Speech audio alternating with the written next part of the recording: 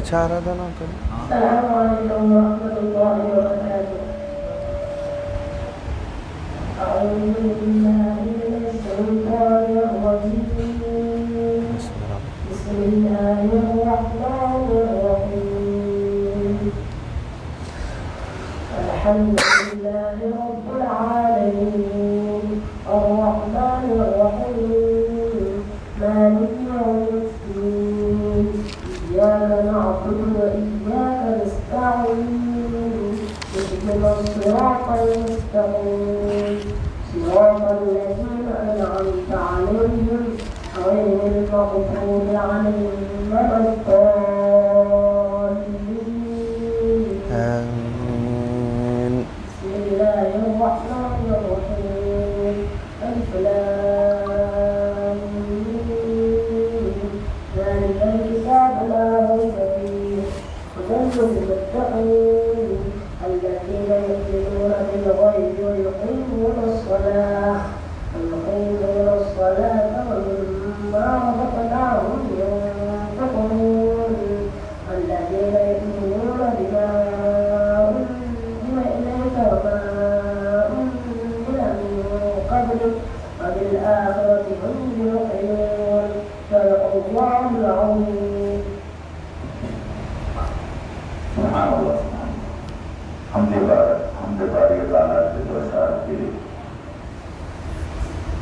یا رب بخش دینا بندے کو کام تیرا، محروم رہ نہ جائے تنگے غلام تیرا. اور تو بھی دینے والا بستی سے کوئی بلندی، اجمل مقام میرا اعلیٰ مقام تیرا. نہ شریف سے بشار کی کونوں مکان کی اتنی کل کائنات ہے، کونوں مکان کی اتنی ہی کل کائنات ہے. نور نبی نہ ہو تو نہ دن ہے نہ رات ہے. دن رات مل رہی ہے تو عالم کو نعمتیں. اللہ دے رہا ہے محمد کا ہاتھ ہے. سبحان اللہ. اللہ دے رہا ہے محمد کا ہاتھ ہے. اب میں مدرس ہوں حضرت مولانا حبیب سہیل شہید علیہ السلام سے وہ آج کے درس کا فاصلہ.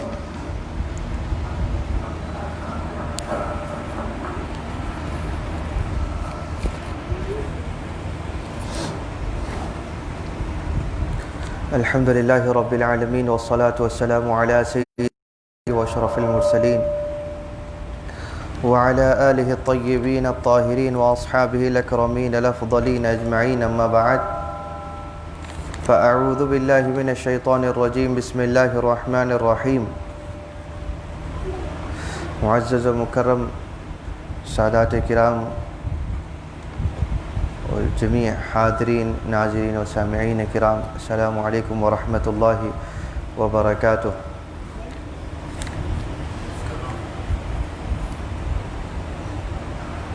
پچھلی نشست میں ہم جمعہ اور جماعت کے بیان کے تعلق سے درس کا آغاز کر چکے تھے اور چند اہم چیزیں جمعہ کے لیے جو شرائط ہیں ان کا ذکر کر دیا گیا تھا. آج خطبہ صحیح ہونے کے چند جو شرائط ہیں، یا بلکہ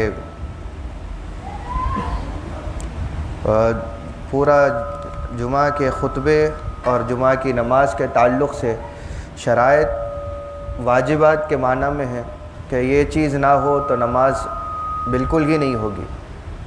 تو ان چیزوں کا موجود ہونا جمعہ کے لیے اہم ترین ہے. اور وہ شرائط علماء نے مختلف بیان کیے تھے. کسی نے 5 بیان کیے، کسی نے 6 بیان کیے، لیکن اکثر علماء نے اس کو 8 شرائط ذکر کیا ہے، جن میں سے پہلا دارالاقامہ ہے، دوسرا اہل جمعہ کی تعداد 40 کا ہونا، تیسرا ظہر کا وقت ہونا، چوتھا خطبہ اولا، پانچواں خطبہ ثانیہ، چھٹواں 2 رکعت نماز جماعت کے ساتھ، ساتواں دوام تعداد اور آٹھواں عدم سابقت. تو جو پہلی شرط ہے وہ ہے دارالاقامہ کی۔ دارالاقامہ سے مراد شہر یا گاؤں ہے جس میں جمعہ کے اہل اشخاص متوطن ہوں، یعنی کہ جن کے اوپر جمعہ واجب ہے۔ یہ ہم پچھلی نشست میں ذکر کر چکے کن کے اوپر جمعہ واجب ہوتا ہے۔ تو جن کے اوپر جمعہ واجب ہے، جو جمعہ پڑھنے کے اہل ہو گئے، تو ان کو کہا جاتا ہے کہ یہ جمعہ کے اہل اشخاص میں سے ہیں۔ اب دارالاقامہ میں وہ جن کے اوپر جمعہ واجب ہے ان کا متوطن ہونا، یعنی کہ سفر میں نہ ہونا، اقامت میں رہنا، یہ ضروری ہے۔ عارضی قیام گاہیں اور خیمہ جات دارالاقامہ سے خارج ہیں، یعنی کہ جو لوگ خیموں میں زندگی گزارتے ہیں اور جن کی ٹیمپرری ریسیڈنس ہوتی ہے، کہیں بھی عارضی قیام گاہ ہوتی ہے، تو وہاں پر بھی ویسے شخص کے اوپر بھی جمعہ خارج ہے۔ مدینہ کے اطراف عرب کے بہت سے قبیلے خیموں میں قیام کرتے تھے اور جمعہ کی نماز نہیں پڑھتے تھے، اور فاصلہ بھی اتنا ہوتا تھا مدینہ کی آبادی سے، جو خیموں میں یہ لوگ رہتے تھے وہ اس درمیان اتنا فاصلہ ہوتا تھا کہ وہ لوگ جمعہ کی اذان بھی نہیں سن سکتے تھے۔ اس لیے حضور اکرم صلی اللہ علیہ وسلم نے ان کو جمعہ کے لیے حکم نہیں دیا، یعنی کہ ان کے اوپر جمعہ واجب نہیں تھا، کیونکہ وہ آبادی سے دور رہتے تھے۔ اب آبادی سے دور تھے، لیکن ساتھ میں وہ کسی گاؤں یا قصبے میں نہیں رہتے تھے، بلکہ وہ عارضی قیام گاہ میں رہتے تھے۔ ٹینٹس، خیموں میں زندگی گزارنا، ٹینٹس میں زندگی گزارنا، یہ پھر وہ کبھی بدل بھی سکتے تھے یا ان کی زندگی اسی میں گزر بھی سکتی تھی۔ تو ایسوں کو کہ جس کے پاس مستقل ایک قیام گاہ نہیں ہے یا مضبوط قیام گاہ نہیں ہے، تو اس کے اوپر بھی جمعہ کی شرط نہیں پائی جاتی۔ تو جس کے اوپر جمعہ کی شرط پائی نہ جائے اس کی جمعہ صحیح نہیں ہوگی۔ دارالاقامہ میں وہ مقام شامل نہیں ہے جہاں سے سفر شروع ہوتا ہے اور نمازیں قصر کی جاتی ہیں، یعنی کہ وہ مقام جہاں سے آپ کا سفر شروع ہو رہا ہے، شہر کی وہ حد جہاں سے آپ کے اوپر یہ بات عین ثابت ہو جاتی ہے کہ اب یہاں سے شہر کی حد ختم ہو گئی اور اب ہم صحیح معنوں میں سفر شروع کر رہے ہیں۔ تو وہ مقام جہاں سے سفر شروع ہو رہا ہے، شہر ختم ہو رہا ہے، سفر شروع ہو رہا ہے، وہ مقام اور پھر جہاں سے نماز قصر کی جاتی ہے، وہ تمام علاقے یا وہ مقامات دارالاقامہ نہیں کہلائیں گے۔ وہ صرف آپ کا سفر والا مقام کہا جائے گا کہ جہاں پر آپ سفر کے لیے تشریف لے گئے، اسی لیے وہاں پر آپ کی جمعہ آپ کے اوپر شرط نہیں ہوگی۔ نماز جمعہ آبادی کے اندر کھلے مقام پر بھی پڑھی جا سکتی ہے۔ آبادی کے اندر کھلا مقام ہو تو وہاں پڑھی جا سکتی ہے۔ متوطن سے مراد ایسے اشخاص جو مستقل سکونت رکھتے ہیں، یعنی پرماننٹ ریسیڈنس رکھتے ہیں اور تجارت وغیرہ کی ضرورت کے بغیر وہ نقل مقامی نہیں کرتے، تو ایسوں کو جو ہے جمعہ کی شرائط نہیں پائے جانے کی سبب سے جمعہ ان کے اوپر واجب نہیں ہوگا۔ اگر آبادی سے باہر مسجد بنائی جائے تو بوجہ انفصال، یعنی کہ بہت زیادہ دوری کی وجہ سے اس مسجد میں نماز جمعہ نہیں پڑھی جا سکتی۔ ایسی مسجد جو شہر سے دور ہو، شہر کی آبادی سے دور ہو، تو وہاں پر بھی جمعہ نہیں پڑھی جائے گی۔ دوسری شرط اہل جمعہ کی تعداد 40 کا ہونا ہے۔ اہل جمعہ کی تعداد 40 ہو، جمعہ میں کم سے کم 40 اشخاص شریک ہوں جو جمعہ کے اہل یعنی مکلف مرد اور آزاد اور ایسے مقیم شخص ہوں جو اپنے وطن اور اقامت گاہ سے بلا ضرورت باہر نہ جاتے ہوں ایسوں کے اوپر نماز واجب ہوگی۔ عارضی ضرورت کے بغیر جو اشخاص باہر نہیں جاتے ہیں وہ جمعہ کے مکلف ہیں، اور اگر کسی وجہ سے سفر شروع کر دیں، گھر آبادی سے دور چلے جائیں، تو پھر ان کے اوپر جمعہ واجب نہیں رہتی۔ 40 کی تعداد میں امام بھی شریک ہے۔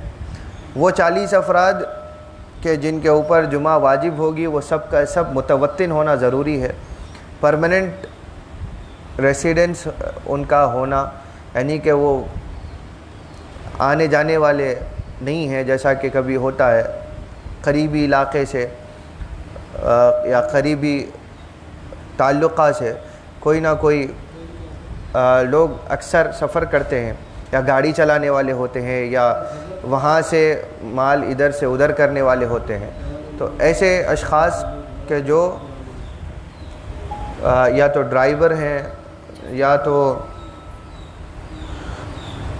سامان ادھر سے ادھر کرتے ہیں، یا کسی اور وجہ سے ان کا تجارتی غرض سے یا کاروباری غرض سے ایک مقام سے دوسرے مقام آنا جانا ہوتا ہے، تو جہاں جمعہ چل رہی ہے وہ پڑھ لیں گے، تو ان کی جمعہ پڑھ لینے سے جمعہ صحیح ہو جائے گی۔ لیکن جو 40 کی تعداد ہمارے اوپر مسجد میں ہونا جو شرط ہے، وہ شرط پوری نہیں ہوگی ایسے شخص کے ہونے سے۔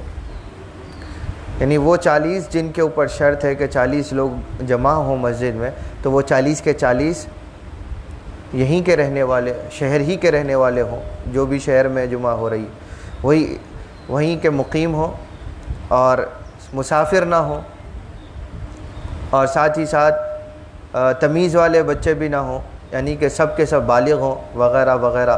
یہ چیزیں آپ کو پچھلی نشست میں بھی ہم بہت تفصیل کے ساتھ میں بتا چکے تھے۔ تو یہ 40 کی شرط ہونا، اور 40 میں سے ایک امام بھی ہے، امام کو شامل کر کے 40 کی تعداد ہونا۔ یہاں پر جو تعداد ہے، تعداد کے متعلق اختلافات ہیں، اور تقریباً 15 اقوال ہیں تعداد کے متعلق، کہ کچھ علماء نے کہا کہ صرف 2 افراد کا ہونا جمعہ میں جمعہ کے صحیح ہونے کے لیے کافی ہو جاتا ہے، لیکن 2 افراد پر جماعت بھی صحیح نہیں ہوتی تو جمعہ کی نماز کے صحیح ہونا، اس کے اوپر بڑی بحث ہے، تو لہذا علماء نے اس کو مسترد کیا۔ پھر بعض علماء نے کہا کہ 3 افراد کا ہونا درست ہے، اور 3 سے جماعت بھی درست ہو جاتی ہے، تو لہذا 3 افراد امام کے ساتھ، امام کو شامل کر کے 3 افراد ہوں تو جمعہ صحیح ہو جائے گی۔ بعض اقوال ہیں کہ 4 ہوں تو بھی درست ہو جائے گی، بعض کے پاس میں 5 کا ہونا ضروری ہے، بعض کے یہاں 8 افراد کا ہونا ضروری ہے، بعض کے یہاں 12 افراد کا ہونا ضروری ہے، بعض کے یہاں 20 افراد کا ہونا ضروری ہے، بعض کی اجتہاد کی روح سے 30 افراد کا ہونا ضروری ہے، اور بعض کے یہاں بالخصوص امام شافعی کے نزدیک کہ ان کے اپنے مشورے اور ان کی اپنے اجتہادی فیصلے کے مطابق 40 کا ہونا، اور امام احمد بن حنبل کے یہاں 50 افراد کا ہونا، امام مالک کے پاس میں 80 افراد کا ہونا، شہر کے مقیم افراد کا ہونا جماعت جمعہ کی ضروری ہے۔ تو یہ مختلف اقوال ہیں، یہ اقوال آپ کو ضروری نہیں تھے کہ سنائے جائیں، لیکن اس کی اہمیت فی الحال کے حالات کے زیر ذیل میں ضروری سمجھے گئے کہ سنا دیے جائیں، کہ لاک ڈاؤن کے سبب سے مساجد میں کمیٹی کے افراد یا کوئی ذمہ دار افراد ہی چند نماز پڑھ رہے تھے، کہیں 2 کہیں 4 کہیں 5 لوگ جمعہ پڑھ رہے تھے، کیونکہ لاک ڈاؤن میں وبا کی وجہ سے آپ کو مساجد میں جانے کی اجازت نہیں تھی، تو پھر جمعہ صحیح ہوئی یا نہیں ہوئی۔ تو دیکھیے علماء کے فیصلے کو عام طور پر اس فیصلوں کو جو کم سے کم ترین چیز پر بھی اجازت دیتے ہیں اس کو قبول کرنا اس لیے ضروری ہے کہ ایسے حالات میں کہ اگر ہم 40 ہی کی شرط کو لے کر بیٹھیں گے تو پھر افراد جمع ہو جائیں گے اور وبا پھیل جائے گی اور آپس میں ہلاکت کا سبب ہے۔ تو ہلاکت کا ہونا جمعہ کی صحت کو کمزور کر دیتا ہے کہ آپ کو اگر ڈر ہے آپ کی جان کا تو ایسے میں آپ کے اوپر جمعہ ہی واجب نہیں ہے، جیسا کہ ہم شرائط میں بھی سنا چکے پچھلے نشست میں کہ جس کو اپنی جان کا خوف ہو، ہلاکت کا خوف ہو، وہ بھی اپنے اپنے مقام پر اپنے اپنے گھر پر جمعہ کی جگہ نماز ظہر ادا کرے گا۔ تو ایسی صورتحال میں 3 افراد یا 4 افراد کی جو قید ہے، 2 نہیں، امام کو شامل کر کے 3 افراد یا 4 افراد کے ساتھ میں جمعہ اگر مساجد میں پڑھی گئی یا گھروں میں پڑھی گئی تو وہ بھی درست ہیں۔ شوافع کے یہاں گھروں میں نماز جمعہ ہو جاتی ہے عذر کے پائے جانے کے وقت، یعنی آپ کے پاس میں شرعی عذر تھا کہ آپ مسجد نہیں جا سکتے تھے، گھر میں آپ کے یہاں بالغ 3 مرد ہوں امام کے ساتھ تو آپ جمعہ پڑھ سکتے تھے، اور جنہوں نے پڑھی ہے تو ان کی نماز صحیح ہے، جنہوں نے نہیں پڑھی ظہر پڑھ لی تو اس میں بھی مضائقہ نہیں ہے۔ لیکن احناف کے یہاں گھروں میں جمعہ ادا نہیں ہو سکتی، یہ بڑی سخت ان کے یہاں اس بارے میں ان کی اپنی اجتہاد اور ائمہ حنفیہ کا بڑا اس کے اوپر تحقیقیں ہیں اور ان کے اپنے استدلالات ہیں۔ تو یہاں پر اس چیز کا ازالہ ضروری تھا۔ بہت سارے احناف اپنے گھروں میں جمعہ کا اہتمام کر رہے تھے، کسی کی جمعہ کی نماز ادا نہیں ہوئی۔ اگر امام شافعی تھا، پڑھنے والے حنفی تھے تو نماز ہو گئی، یا شوافع نے اپنے گھروں میں نماز ادا کی ان کی بھی نماز ہو گئی۔ امام حنفی تھا، پڑھنے والے شافعی تھے تو بھی نماز نہیں ہوگی۔ تو نماز کے لیے، کیونکہ حنفیہ میں شرط ہی نہیں ہے، ان کی جو شروط ہے جمعہ کے صحیح ہونے میں وہ یہ ہے کہ مسجد میں ایسی جگہ پہ یا ایسے میدان میں نماز پڑھی جائے جہاں پہ ہر کسی کو آنے جانے کا کھلا اختیار ہو۔ ہر ایک کو اختیار نہیں تھا، اجازت عام نہیں تھی۔ گھروں میں آپ جس گھر میں نماز ادا کر رہے ہیں وہاں پہ کوئی باہر کا شخص تو آ نہیں جا سکتا، تو لہذا حنفیہ کے پاس شرط پائی نہیں گئی تو ان کے پاس جمعہ صحیح نہیں ہوئی۔ شافعیہ کے ہاں ضروری نہیں ہے کہ اجازت عام ہو، تو لہذا شافعی اگر گھر میں بھی نماز جمعہ کا اہتمام شرعی عذر کے تحت اگر کر رہے تھے تو ان کی نماز جمعہ صحیح ہے۔ لیکن جماعت جمعہ کے افراد کی تعداد کی نسبت امام شافعی کا ایک قول یہ ہے کہ امام کو شامل کر کے 40 کی تعداد کا ہونا کافی ہے، اور یہ قول دوسرے اقوال کی بنسبت صحیح ترین ہے، یعنی کہ امام شافعی کے دوسرے بھی اقوال آئے تھے تعداد کے تعلق سے، لیکن سب سے صحیح ترین قول یہی مانا جاتا ہے امام شافعی کا جو 40 کی تعداد کو شامل ہے۔ لیکن پھر وہ بات دہرانا چاہوں گا کہ وبائی مہلک امراض کے تحت اگر تعداد کے جمع ہونے میں خطرہ تھا اور چند افراد نے پڑھی ہے، یا کم از کم 3 افراد امام کے ساتھ 3 افراد، یعنی امام اور اس کے ساتھ 2 مصلی تھے، بالغ عاقل مقیم آزاد، جو صحت کی شرائط ہیں وہ افراد اگر جمعہ ادا کیے تھے تو وہ نماز صحیح ہو گئی۔ ظہر کا وقت ہونا تیسری شرط ہے۔ ظہر کی نماز کے وقت کے اندر جمعہ کی نماز پڑھی جائے گی، اس لیے جمعہ اور ظہر کا وقت یکساں ہے۔ ظہر کا وقت فوت ہونے کے بعد جمعہ کی قضا نہ اس روز ہوگی اور نہ ہی دوسری جمعہ کو۔ آپ جمعہ کا ارادہ کر رہے تھے لیکن کسی وجہ سے آپ ظہر کا وقت ختم ہو گیا تو آپ جمعہ کی قضا نہیں پڑھیں گے بلکہ ظہر کی نماز قضا پڑھیں گے۔ اور اگر آپ یہ سمجھیں کہ جمعہ کی قضا دوسری جمعہ کو کریں گے تو بھی یہ درست نہیں ہے۔ جمعہ کی قضا کبھی نہیں ہوتی، چاہے وہ کسی جمعہ کو پڑھی جائے یا کسی سادے دن عام دن پڑھی جائے۔ تو جمعہ اگر لفظ فوت ہو جاتا ہے تو ظہر کی نماز ادا کی جائے گی قضا کے طور پر۔ جمعہ فوت ہو تو بطور جمعہ قضا نہیں ہوگی بلکہ ظہر قضا پڑی جائے گی. ظہر کے وقت کے اندر پوری جمعہ کا واقع ہونا ضروری ہے. جیسا کہ دوسری نمازوں کے بیان میں ہم فرائض کے باب میں ہم یہ بیان کر چکے تھے کہ اگر ایک رکعت یا رکعت کا غالب حصہ، ایک رکعت کا بھی اگر غالب حصہ، ایک مکمل رکعت یا اس رکعت کا غالب حصہ بھی اگر آپ نے وقت کے اندر ادا کر لیا اور دوسری رکعت ادا کرنے کے لیے اٹھے ہی تھے کہ وقت نماز کا ختم ہو گیا، تو آپ نماز مکمل کریں گے، نماز آپ کی ہو جائے گی. لیکن جمعہ کے لیے شرط ہے کہ تمام ساری کی ساری جمعہ کی نماز کا وقت کے اندر ہی ادا ہونا ضروری ہے. یہاں دیکھا جاتا ہے، اب اس نقطے کو، اس مسئلے کو بیان کرنے کی اہمیت یوں پیش آئی کہ دیکھا یہ جاتا ہے کہ بعض کاروباری یا کہیں نہ کہیں جاب کرنے والے، نوکری کرنے والے افراد کچھ احناف کے ائمہ کے پیچھے دیر سے جمعہ کی نماز ادا کرتے ہیں، اور وہ اتنی دیر سے ادا کرتے ہیں کہ ہمارے یہاں عصر کا نماز کے وقت شروع ہو جاتا ہے.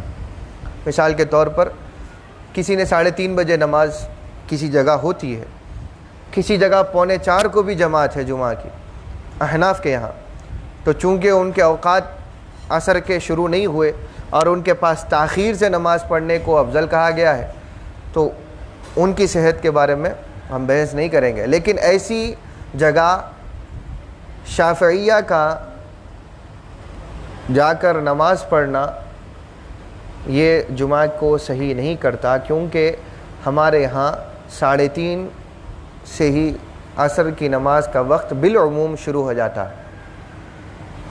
تو اس لحاظ سے اس چیز کا خیال رکھنا چاہیے کہ ہماری نماز عصر کا وقت شروع ہونے سے پہلے ہی اسی کے وقت کے اندر ہی ادا ہو جائے. اگر ایک بار وقت ختم ہو گیا اور آپ ابھی قاعدے میں ہی تھے تو بھی آپ کا جمعہ صحیح نہیں ہوگی. پوری کی پوری نماز پورا سلام کے ساتھ وقت کے اندر ادا ہونا نہایت ضروری ہے. اس کے علاوہ خطبات ہیں کہ چوتھی اور 5ویں شرط خطبہ اولا اور خطبہ ثانیہ ہے. تو یہاں پر خطیب کو چاہیے کہ دونوں خطبوں میں قیام کرے اور ان دونوں کے درمیان بقدر طمانینت، یعنی کہ تھوڑا سا آرام کے ساتھ، قدر آرام کے ساتھ کچھ لمحات کے لیے بیٹھے اور دونوں خطبوں کے درمیان تھوڑا سا فاصلہ رکھے. پے در پہ اگر خطبہ دے گا بغیر رکے کے یا بغیر تھوڑا سا بیٹھے کے تو وہ خطبہ ایک ہی شمار کیا جائے گا. بغیر بیٹھے کے، بغیر ایک خطبے کے بعد اجلاس کرے کے، یا اجلاس اتنا کم کرے کہ سننے والے جب تک کہ وہ دیکھے نا، اگر کوئی نیچے بونڈی ڈال کر سن رہا ہے تو اس کو یہ محسوس ہی نہ ہو کہ امام بیٹھا بھی ہے، اتنا کم توقف کیا تو بھی وہ خطبہ ایک کہلائے گا. تو قدر آرام کے ساتھ بیٹھنا نہایت ضروری ہے. جمعہ کے خطبے نماز سے پہلے پڑھے جائیں گے، اور جمعہ کے خطبے کے تعلق سے ایک حدیث شریف صحیحین میں یوں آئی ہے کہ حضور اکرم صلی اللہ علیہ وسلم ابتدائی دور میں، ابتدائی جمعہ جب فرض ہوئی اس کے ابتدائی وقت میں حضور صلی اللہ علیہ وسلم نماز پہلے پڑھتے تھے، خطبہ بعد میں دیتے تھے. لیکن کیا ہوا کہ ایک روز دحیہ کلبی جو ہے ملک شام گئے ہوئے تھے تجارت کی غرض سے، اور جب وہ مدینہ طیبہ واپس آ رہے تھے تو پہلے کے یہ ٹریڈیشنز تھے اور یہ ان کے پاس رسومات تھے کہ وہ جب لمبے سفر سے واپس آتے تو قافلہ آوازیں کرتا ہوا، تھالیاں مارتا ہوا آتا تھا. تو وہ تالیاں مارتا ہوا اور آپس میں آوازیں کرتا ہوا، جوش و خروش میں آوازیں نکالتا ہوا قافلہ واپس آ رہا تھا. حضور صلی اللہ علیہ وسلم جمعہ ادا کر چکے تھے اور صحابہ کرام کو حضور صلی اللہ علیہ وسلم خطبہ ارشاد فرما رہے تھے کہ ایسے میں کیا ہوا کہ صحابہ کی توجہ جب آوازیں باہر سے آنی شروع ہو گئیں، صحابہ کی صفوں میں بے توجہی ہوئی اور بہت سے افراد حاضرین مجلس اٹھے اور اٹھ کر خطبہ چھوڑ کر باہر چلے گئے تھے.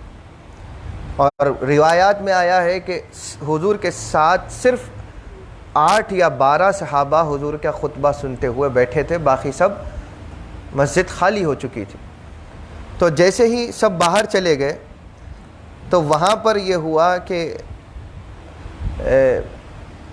جب یہ لوگ جا کر دحیہ کلبی اور ان کے قافلے کی آمد کی اور وہ لہو و لعب کو دیکھ کر خوش ہونے لگے اور خطبہ چھوڑ دیا، تو اس دن سے خطبہ جمعہ نماز سے پہلے ادا کیا جانا شرط پایا، اور حضور صلی اللہ علیہ وسلم نے اس کے بعد سے کبھی جمعہ کی نماز کے بعد میں خطبہ نہیں دیا، کیونکہ جمعہ کے خطبے کی بہت زیادہ اہمیت ہے. اور یہیں اسی واقعے کے تحت یہ آیت مبارکہ بھی نازل ہوئی کہ وَإِذَا رَأَوْا تِجَارَةً أَوْ لَهْوًا انفضوا إِلَيْهَا وَتَرَكُوكَ قَائِمًا، کہ اور وہ جب تجارت یا کھیل دیکھتے تو اس کی طرف دوڑ جاتے اور آپ کو کھڑا چھوڑ دیتے. کہ آیت مبارکہ اسی ضمن میں نازل ہوئی کہ حضور صلی اللہ وَتَرَكُوكَ قَائِمًا، حضور صلی اللہ علیہ وسلم ممبر پر جلوہ افروز کھڑے ہو کر خطبہ ارشاد ہی فرما رہے تھے کہ لوگ مسجد سے باہر نکل گئے. دیکھیے یہاں پر سوء ظنی کی کوئی ضرورت نہیں ہے. صحابہ فرشتے نہیں تھے، صحابہ کوئی ایک ایسی جنس نہیں تھے کہ جو آپ سمجھیں کہ معصوم از خطا ہوں، کہ جن کے پاس میں غلطی کی کوئی گنجائش نہ ہو. ایسا نہیں ہے. صحابہ انسان تھے، آپ اور ہم جیسے ہی تھے. فضیلت میں آپ ہمارے جیسے نہیں ہیں، مرتبے میں، ان کی عظمت میں، ان کے مقام میں، اور دنیا قیامت تک جتنے افراد ہوں گے کسی کی نیکی میں ان جیسی نیکی کوئی نہیں لا سکتا، ان جیسا نماز کوئی نہیں ادا کر سکتا، اگرچہ کہ وہ جاہل تھے. ان میں سے کوئی ایسے بھی صحابہ جو ان پڑھ تھے ہوں، وہ بھی امت کے بڑے سے بڑے امام اعظم ابو حنیفہ، امام شافعی، امام احمد بن حنبل اور امام مالک وغیرہ سے بھی بہت زیادہ مرتبے میں بلند ہیں. مرتبہ علم میں کم ہوں گے، لیکن بحیثیت مجموع صحابیت کے درجے نے ان کے ہر عیب کو چھپا دیا اور مرتبہ ان کا بلند کر دیا. تو صحابہ کے بارے میں آپ یہ نہ سوچیں کہ ارے صحابہ اٹھ کے کیسے چلے گئے وغیرہ وغیرہ. انسان تھے اور وقت لگتا تھا اسلام سے وابستہ ہونے میں. آپ اور ہم پیدا ہی الحمدللہ اللہ کے شکر اور اللہ کے فضل سے مسلمان گھرانوں میں پیدا ہوئے. بچپن سے اسلامی تربیت اور اسلامی نہج پر، طریقے پر ہماری پرورش ہونا، اس نے ہم کو، ہمارے ذہنوں کو قائم رکھا ہوا ہے. وہ لوگ تو 360 بتوں کو خانہ کعبہ، خانہ خدا میں رکھ کر پوجا کرتے تھے. حضور کے کہنے پر 360 بتوں کو چھوڑ دیا تھا، 360 خداؤں کو چھوڑ کر ایک جو نظر نہیں آتا اس خدا کی پیروی میں لگ گئے تھے. تو ان کے لیے ہر چیز آسان نہیں تھی، تو ان کے لیے ہر چیز آہستہ آہستہ اسلام نے رائج فرمائی تھی. تو یہ ان کے طبیعتوں میں یہی تھا، لہو و لعب کی طرف طبیعتیں بہت زمانوں سے چونکہ آمادہ تھیں، تو کچھ اس طبیعت نے ان کو کھینچ لیا. کچھ نئے شور و غل میں ابھی ان کے کسی صحابہ کے ایمان ابھی اتنے جمے نہیں تھے، نئے ایمان میں آئے تھے. وَإِذَا کہ جیسا کہ قرآن میں بھی اللہ تعالیٰ نے فرمایا کہ ادخلوا فی السلم کافہ، صحابہ سے مخاطب ہوتے ہوئے اولین مخاطب صحابہ، کہا کہ جب اسلام لاؤ تو پورے کے پورے اسلام میں داخل ہو جاؤ. یعنی تھوڑا آ رہے ہیں، تھوڑا نہیں آ رہے. تو وہ ان کی طبیعتیں تھیں. ہر ایک ابو بکر نہیں تھے، ہر ایک عمر نہیں تھے، ہر ایک عثمان نہیں تھے، ہر ایک حضرت علی نہیں تھے. اس طریقے کے واقعات ہوئے اور یہ آیت مبارکہ نازل ہوئی، اور اس کے بعد سے خطبہ جمعہ کا نماز سے پہلے ادا ہونا شروع کیا گیا. خطبات مشروعہ یعنی کہ ایسی نمازیں جن میں خطبہ شرط ہے، بغیر خطبے کے نماز جو نمازیں صحیح نہ ہوں، وہ 10 ایسی نمازیں ہیں، اور وہ خطبات 10 ہیں۔ پہلا خطبہ جمعہ، دوسرا خطبہ عید الفطر، تیسرا خطبہ عید الاضحیٰ، چوتھا خطبہ کسوف یعنی کہ سورج گرہن کے وقت، پانچواں خطبہ خسوف یعنی کہ چاند گرہن کے وقت، چھٹا خطبہ استسقاء، ساتواں وہ خطبہ جو 7ویں ذی الحج کو یوم الزینہ جس کو کہا جاتا ہے، یوم الزینۃ والعید، کہ 7ویں ذی الحج یوم الزینت کا خطبہ جو مکہ میں ادا کیا جاتا ہے، 9ویں ذی الحجہ یوم عرفہ کا نمرہ میں ادا کیا جانے والا خطبہ، اور 10ویں ذی الحج یوم النحر کا خطبہ جو مینا میں دیا جاتا ہے، 12ویں ذی الحج کا یوم النفر کا خطبہ جو یہ بھی مینا میں دیا جاتا ہے۔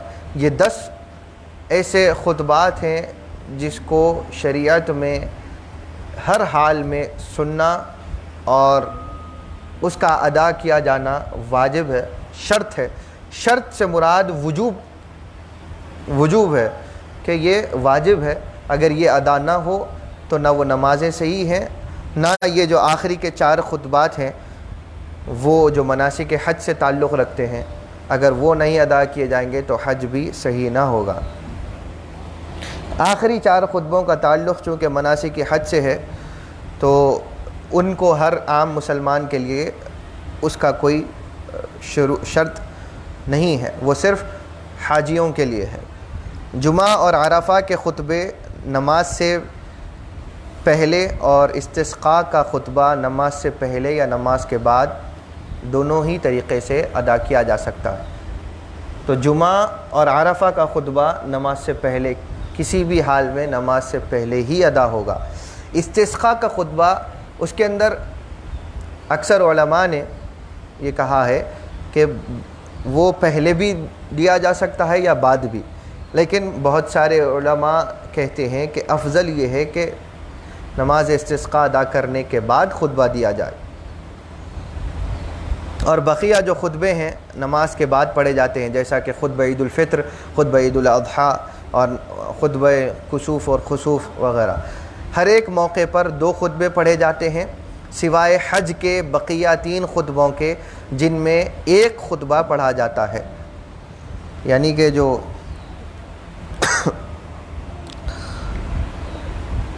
7ویں ذی الحج کا یوم الزینہ کا خطبہ ہے، 10ویں ذی الحج یوم النحر کا خطبہ ہے، 12ویں ذی الحج یوم النفر کا خطبہ ہے، یہ خطبے ایک ہی دیے جائیں گے، اس میں 2 خطبے نہیں ہیں۔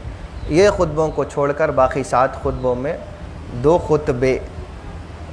خطبوں میں ڈیوائیڈ کیا جانا اور تھوڑا سا توقف کرنا، تھوڑا سا آرام دینا، یہ واجب ہے اور اس کی شرط ہے، ورنہ خطبے صحیح نہیں ہوں گے۔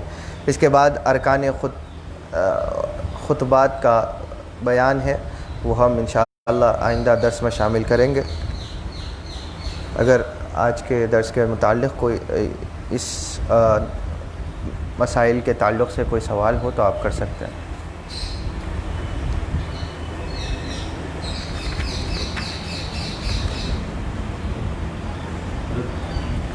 نماز جمعہ امام شافعی رحمۃ اللہ علیہ کے نزدیک جو معلوم ہے کہ جہاں پر پہلی نماز ہوتی ہے وہ افضل ہے،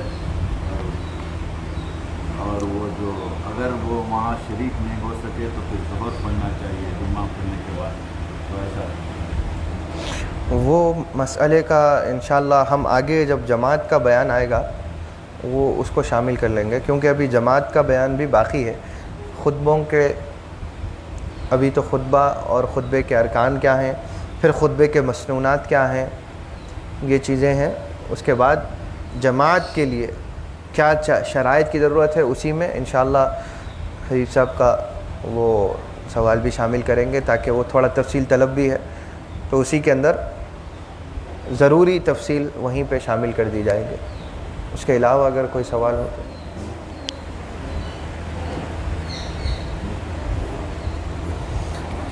چلیے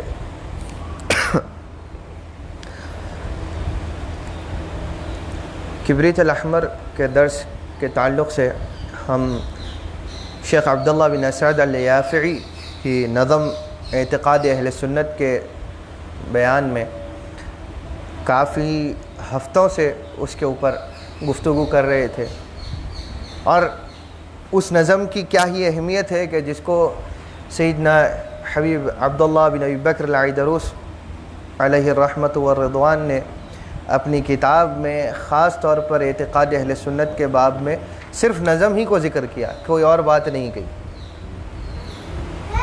تو امام الیافعی کا یہ نظم کس اہمیت کی حامل ہے، ہم اس ہی اہمیت کے تعلق سے ہر شعر کے تعلق سے بحث کرتے ہوئے اس کی ضروری باتوں کو کھولتے چلے گئے، جس کی وجہ سے کافی ہفتوں پر صرف ہم ایک ایک شعر کو لے کر بات کر رہے تھے. اللہ نے چاہا تو آج اس کو ختم کرنے کی کوشش کریں گے.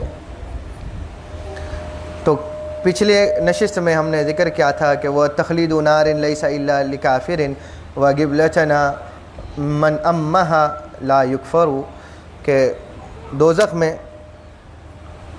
ہمیشگی کے لیے فار ایٹرنیٹی، ہمیشہ ابد الاباد تک کے لیے کوئی ایمان والا نہیں رہے گا سوائے کافر کے. کوئی شخص سوائے کافر کے ہمیشگی کے لیے دوزخ میں نہیں جائے گا. جس کو بھی دوزخ ہوگی وہ اس کے اعمال کا حساب و کتاب ہونے تک کے لیے، اس مدت تک کے لیے وہ جہنم میں رہے گا. اس کے بعد میں وہ جہنم سے نکال کر جنت کی طرف لے جایا جائے گا. وَقِبْلَتَنَا مَنْ أَمَّهَا لَا يُكْفَرُ، اور سوائے ایسے کافروں کے بھی کہ جنہوں نے کفر کو چھوڑا اور ہمارے قبلہ یعنی کعبہ کو اپنا سمت جہت بنا لیا اور اللہ تعالیٰ کی ذات پر، رسول اللہ صلی اللہ علیہ وسلم پر ایمان لایا، اس کو چھوڑ کر جتنے ہیں سب کے سب ہمیشگی کے لیے کفر کی وجہ سے دوزخ میں رہیں گے. آگے فرماتے ہیں عظیم کرامات عن الاولیاء وقد محا شرعنا العالی الزکی المطہر شرائع کل المرسلین واحمد خیار الورى المولى الشفیع المصدر، کہ ان لوگوں میں کہ جو کبھی دوزخ میں ہمیشہ نہیں رہیں گے، ان اشخاص میں سے وہ لوگ بھی ہیں کہ جو عظیم کرامت والے ہیں. بہت بڑی کرامتیں اللہ تعالیٰ نے جن کو عطا کی، وہ اولیاء اللہ ہیں، صالحین ہیں، کہ جس کو اللہ تعالیٰ نے خلاف عادات ایسی چیزیں عطا فرمائیں کہ جو ان سے واقع ہوتی ہیں تو لوگوں کے ذہنوں کو ششدر اور حیران کر دیتی. وہ انسانی عادتوں سے تعلق نہیں رکھتی، وہ چیزیں ان کو کرامت کہا جاتا. کرامت اور معجزہ دونوں کی یہ خاصیت ہے کہ یہ حیران کن واقعات ہوتے ہیں اور خرق عادات کے خلاف واقع ہوتی ہیں، عام زندگی کے عادتوں کے بالعکس واقع ہوتی ہیں. جیسا کہ حضور اکرم صلی اللہ علیہ وسلم کا جبل کے اوپر کھڑا ہو جانا، پہاڑ کے اوپر کھڑا ہو جانا اور چاند کے 2 ٹکڑے کر دینا. وانشق القمر، حضور صلی اللہ علیہ وسلم کا معجزہ شق القمر. مقام صحبہ میں سیدنا علی رضی اللہ عنہ کی نماز کو ادا کروانے کے لیے ڈوبے ہوئے سورج کا پلٹا دینا انگلی کے اشارے سے، اپنی انگلیوں کو چند قطرے پانی میں ڈال دینا اور اس سے نہریں جاری کر دینا. ایسے بے شمار ان گنت معجزات ہیں، واقعات ہیں جنہوں نے انسانی ذہنوں کو حیران کر دیا. اور یہ صرف حضور صلی اللہ علیہ وسلم کے لیے ہی نہیں بلکہ جتنے انبیاء اور مرسلین آئے سب کو اللہ تعالیٰ نے کچھ نہ کچھ معجزات دیے تھے. تو یہ معجزات نبیوں کی شان ہے کہ وہ ان کی نبوت کے اوپر دلیل ہوتی ہیں، کہ جو ان کی نبوت کو ثابت کرنے کے لیے وہ اس وقت کے تقاضوں کے لیے اہم اور لوگوں کے قلوب کو حقانیت کی راستے پر پھیرنے کے لیے لازم ہوتی ہیں. اولیاء کی کرامات یہ بھی خلاف عقل واقع ہونے والی ہی چیزیں ہوتی ہیں، لیکن یہ اس میں فرق یہ ہے کہ یہ کرامتیں کسی شریعت کی طرف یا کسی نئی کتاب کی طرف آپ کو نہیں پھیرتی، بلکہ وہ حضور کے ہی دین کی طرف مائل کرتی، یا حضور ہی کی شریعت کی طرف، یا جو بھی نبی کے دور کے جو ولی تھے اس نبی کی اس رسالت کے تابع ہوتی ہیں کرامتیں. رسالت کی اتباع چھوڑ کر کوئی کرامت نہیں دکھا سکتا، اور جو ایسا واقعہ پیش کرے جو شریعت کے نہج کے علاوہ صادر ہو، یعنی کہ جو شریعت کے اوپر عامل نہ ہو لیکن وہ کوئی ایسی چیز دکھا دے جس سے آپ کی عقل پریشان اور حیران ہو جائے اور آپ اس کو کرامت سمجھیں، تو ایسی چیزیں کبھی کرامت نہیں ہو سکتی. کرامت استقامت کے ساتھ ہے جو شریعت پر عمل کرنے سے آتی ہے، اور علماء اولیاء اکابرین نے اس کو ذکر کیا ہے، اور خود حضرت سیدنا شیخ عبد القادر الجیلانی رضی اللہ عنہ نے بھی فرمایا الاستقامت فوق الکرامہ، کہ اگر کرامت کوئی دیکھنا چاہتا ہے تو سب سے بڑی کرامت اولیاء کی یہ ہے کہ ان کا شریعت کی راہ پر، شریعت کے راستے پر، شریعت کے احکام کے اوپر استقامت کے ساتھ میں قائم رہنا، کنٹینیوٹی کے ساتھ میں قائم رہنا. وہ جب دل آئے تو اس کے اوپر عمل کرتے ہیں، جب دل نہ کرے چھوڑ دیتے ہیں، ایسا نہیں ہے. اور پھر اولیاء کون ہوتے ہیں اس کے بارے میں قرآن نے خود ایک نص صریح سے ارشاد فرمایا. 2-4 مقامات پر آیا ہے، لیکن یہاں پر جب حضرت سلیمان علیہ السلام نے تخت بلقیس کو لانے کی بات کہی، اپنے صحابہ سے کہا کہ تم میں سے کون تخت بلقیس کو لا کر کم سے کم وقت میں میرے سامنے لا سکتا ہے، تو اس میں سب نے، جنات میں جو ان کے صحابہ تھے انہوں نے کچھ کہا، انہوں نے کچھ کہا. اب یہاں پر قرآن نے کہا الذی عندہ علم بالکتاب، علم من الکتاب، کہ وہ شخص کھڑا ہوا اور وہ شخص کہنے لگا کہ جس کو اللہ تعالیٰ نے سلیمان علیہ السلام کے اوپر جو کتاب نازل فرمائی تھی، یا سلیمان علیہ السلام کو جو شریعت عطا فرمائی تھی، اس شریعت کا علم رکھنے والوں میں سے ایک شخص اٹھا، عندہ علم من الکتاب، کہ جس کے پاس اس کتاب کے علم میں سے کچھ علم تھا. وہ جادو یا سفلی عمل کرنے والا نہیں تھا، وہ علم رکھنے والا، الہی علم میں سے علم رکھنے والا شخص تھا. اس نے کہا انا آتی کا بھی قبل ان یرتد الیک طرفک، کہ میں آپ کی پلک جھپکنے سے پہلے آپ کو لا کر رکھ دوں گا.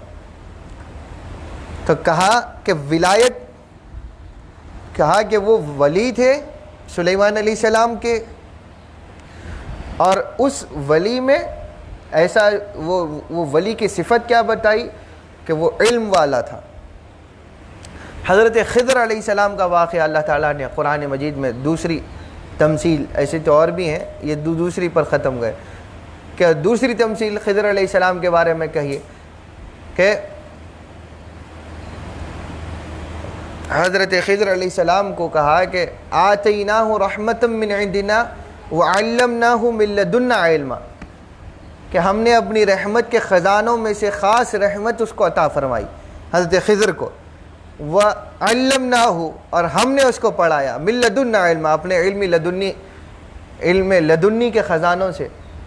تو یہاں بھی علم کے ساتھ ولایت کو مخصوص رکھا. تو بتانا یہ ہے کہ ہر علم والا ولی نہیں ہو سکتا. کیوں کہ سب سے زیادہ علم رکھنے والا ابلیس شیطان، لیکن وہ ولی نہیں بن سکا. علم بہت تھا. اگر کوئی علماء یہ سمجھیں یا آپ یہ سمجھیں کہ جتنے علم والے لوگ ہیں سب ولی ہیں، تو ایسا بھی نہیں. ایسا اگر ہوتا تو پھر سب سے بڑا ولی شیطان ہی ہوتا. لیکن شیطان ولی نہیں ہے اللہ کا ولی نہیں ہے. ولی ہے اولیاءہم الطاغوت، وہ اس میں سے کہ جس کے جو برائی کا ولی، جو برائی کو دوست رکھتا. تو پھر کیا بات ہے؟ تو جن کے اندر علم قرار پاتا ہے، جن کے اندر علم عمل کے ساتھ میں سرایت کرتا ہے، جن کی زندگیوں میں علم اور عمل یکساں ہو جاتے ہیں.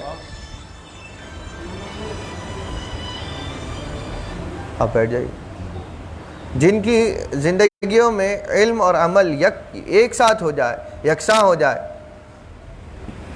جو پڑھتے ہیں اس کے اوپر عمل کرنے والے بنتے ہیں اور پھر اس کے اوپر استقامت کے ساتھ قائم رہتے ہیں، تو ایسوں کے اندر اللہ تعالیٰ اپنی ولایت کے آثار نمودار کرتا ہے. تو یہ دو چیزوں سے استدلال یہ ہوتا ہے کہ جو اللہ کا ولی ہوتا ہے وہ اللہ کی طرف سے اللہ کے علم پر فائز ہوتا. لیکن جو علم والا ہوتا ہے ضروری نہیں کہ وہ ولی ہو. تو اور ایک بات یہ بھی ثابت ہوئی کہ کبھی کوئی جاہل اللہ تعالیٰ کا ولی نہیں بن سکتا، اور جس کو اللہ تعالیٰ اپنا ولی بنائے اس کو کبھی جاہل نہیں رکھتا، اس کو علم بھی دے دیتا ہے. اور ایسا بے شمار واقعات ہیں کہ کیسا اللہ تعالیٰ نے اپنے اولیاء کو علم عطا فرمایا. تو کہا کہ یہ عظیم کرامات عن الاولیاء، کہ یہ وہ اولیاء ہیں جو عظیم کرامات کے حامل ہیں. اور وقد محا شرعنا العالی، اور ہماری اس عظیم اور بلند ترین شریعت نے، شریعت اسلامیہ نے مٹا دیا شرائع کل المرسلین، تمام نبیوں کی، تمام رسولوں کی جو پہلی آئی ہوئی شریعتیں تھیں ان تمام شریعتوں کو مٹا دیا. اور اس شریعت پاک و مطہر شریعت نے ان تمام شریعتوں کو ختم کر کے حضور اکرم صلی اللہ علیہ وسلم کی اس شریعت کو ہمیشہ کے لیے دوام عطا کر دیا. وہ احمد، اور پھر ان لوگوں میں سے کہ جو عظیم اشخاص ہیں، عظیم کرامات والے ہیں، اس میں سے احمد خیار الورا، کہ وہ رسول اللہ صلی اللہ علیہ وسلم احمد المرسلین ہیں، کہ جو ساری کائنات خلقت میں سب سے بہترین، المولا الشفیع، سب سے زیادہ محبوب، سب کی شفاعت کرنے والے، المصدر، اور سب کا مصدر ہیں، ساری خلقت کا مصدر. امام یافعی فرماتے ہیں ساری کائنات کا شفیع ہونا، سب کا شفاعت کرنے والا بننا. جیسا کہ ہم پہلے بھی اس بات کو ابتدا میں ذکر کر چکے کہ حضور اکرم صلی اللہ علیہ وسلم کی شفاعت کا بیان پہلے کی جو ہے اشعار میں گزر چکا. تو ہم نے کہا کہ حضور صلی اللہ علیہ وسلم کی شفاعت کبریٰ کے اور مقام محمود کے ایک مقامات میں سے ایک مقام یہ ہے کہ حضور سب سے پہلے شفاعت کا دروازہ کھولیں گے.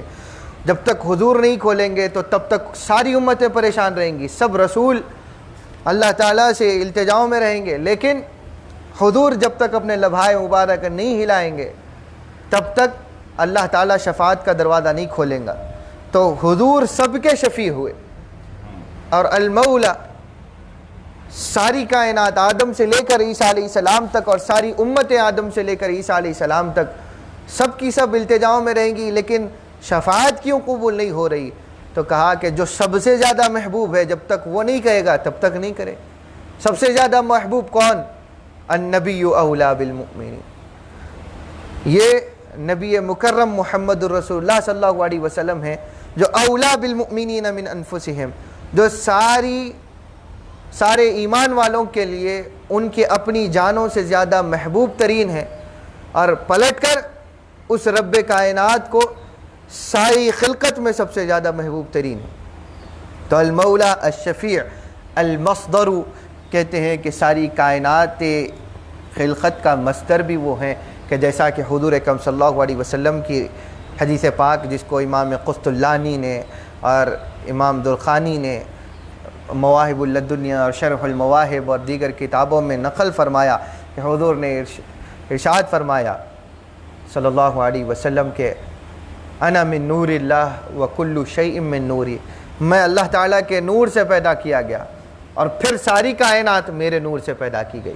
پھر اب اس کے اندر پھر سب کی حضور صلی اللہ علیہ وسلم نے تقسیم فرما کے کہہ دیا کہ میں اس وقت سے ہر چیز میرے نور سے کیسے پیدا کی گئی۔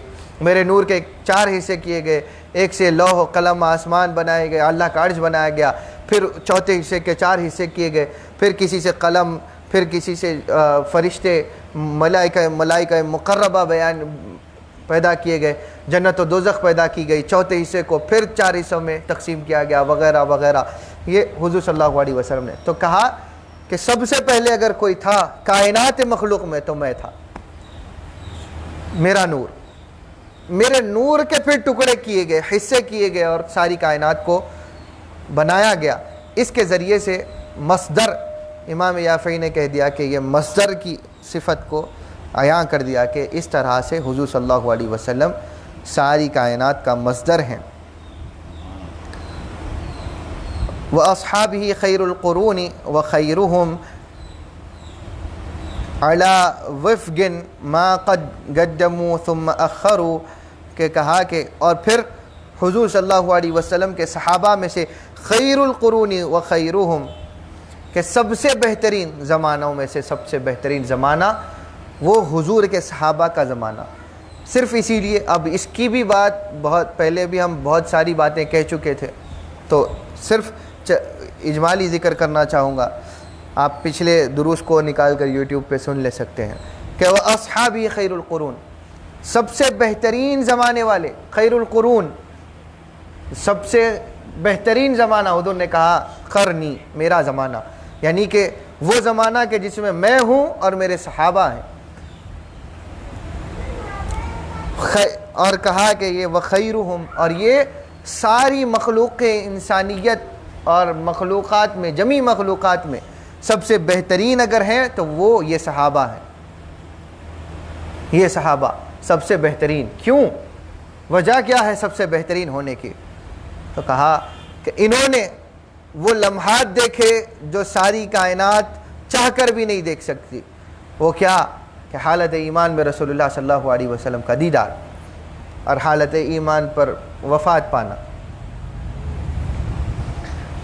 جس انداز سے حضور صلی اللہ علیہ وسلم کو جس ایمان کی کیفیت میں دیکھا، حضور کے اوپر ایمان لائے، اسلام لائے، اسی حالت میں انتقال کیا، تو وہ صحابہ ہوئے۔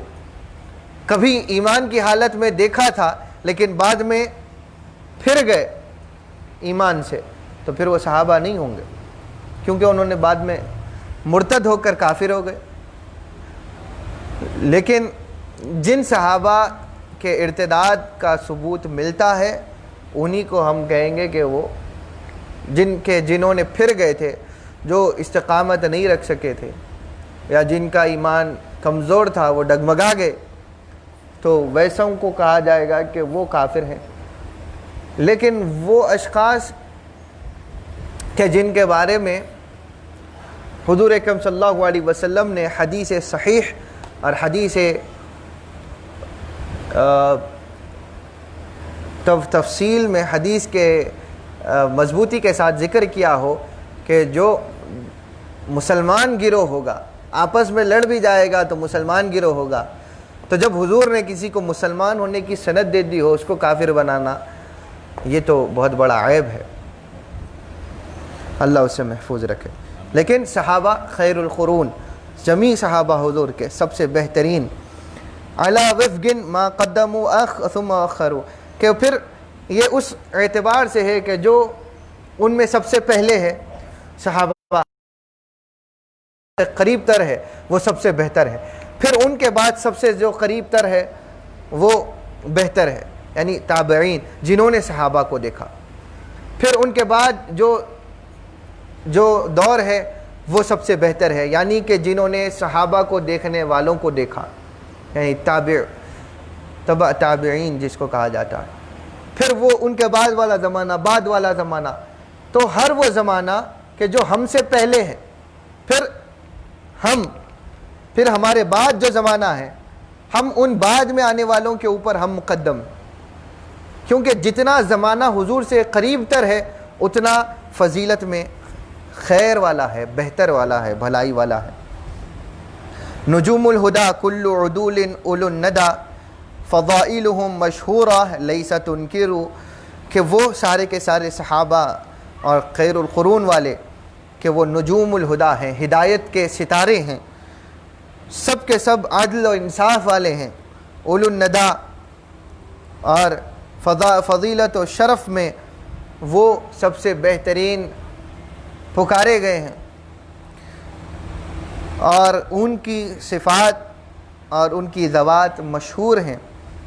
لیس تنکر، ان کا انکار ممکن نہیں ہے، صحابہ کا انکار ممکن نہیں، جائز نہیں، صحابہ کی صحابیت کا انکار جائز نہیں، ان کے شرف و فضیلت کا انکار جائز نہیں، اور ان کی شہرت جو آفاق میں آسمانوں سے لے کر تحت الثری میں موجود ہے حضور کی صحبت کے سبب سے، اس کا انکار جائز نہیں ہے. وَأَفْضَلُهُمْ صِدِّيقُهُمْ صاحب العلا وَرَابِعُهُمْ فِي الْفَضْلِ ذُو الْفَضْلِ حَيْدَرُ، کہا کہ پھر ان صحابہ کی جماعت میں سب سے فضیلت والے، سب سے بہترین، سب سے افضل، کہا کہ صدیقہم، جو ان میں سب سے بہتر، سب سے سچے، سب سے صداقت والے، کہ جس کو خود رسول نے صدیقیت کا لقب عطا فرمایا، وہ حضرت سیدنا ابو بکر رضی اللہ عنہ صاحب العلا کے علو والے، مرتبے بلندی والے ہیں،